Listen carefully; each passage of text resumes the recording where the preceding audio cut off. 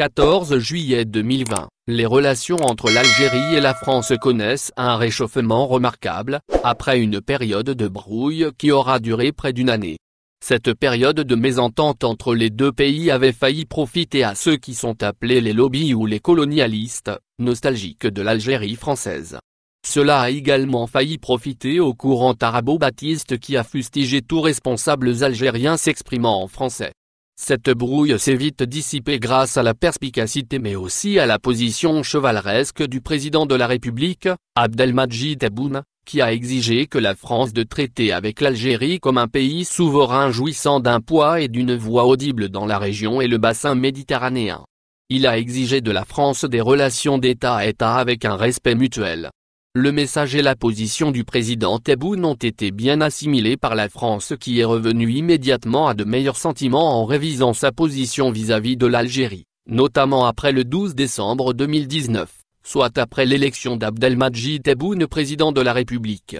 Emmanuel Macron qui, dans sa première réaction, avait pris acte de l'élection du président Tebboune, avait fini par adresser un message de félicitations au président. Aussi, la consolidation des relations entre l'Algérie et des pays amis comme la Chine et la Russie de même que les États-Unis d'Amérique, après le 12 décembre, a amené la France à revoir une nouvelle fois sa position et se rapprocher de l'Algérie. En ce sens, les échanges par téléphone entre les présidents Tebboune et Macron sont devenus fréquents. Le président Tebboune a ainsi accordé des interviews à des médias français plus qu'aux médias d'autres pays.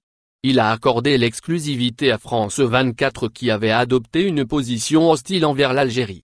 Auparavant, il a été interviewé par Le Figaro, un journal proche de la droite puis par l'Opinion.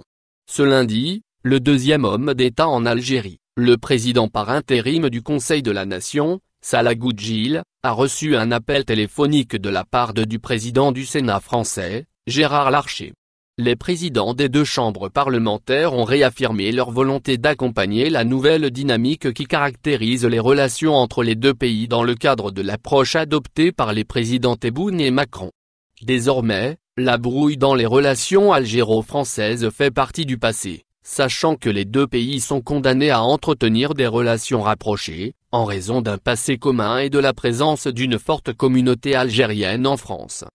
Au final, n'oubliez pas de vous abonner à la chaîne et appuyer sur la cloche pour recevoir toutes les nouvelles.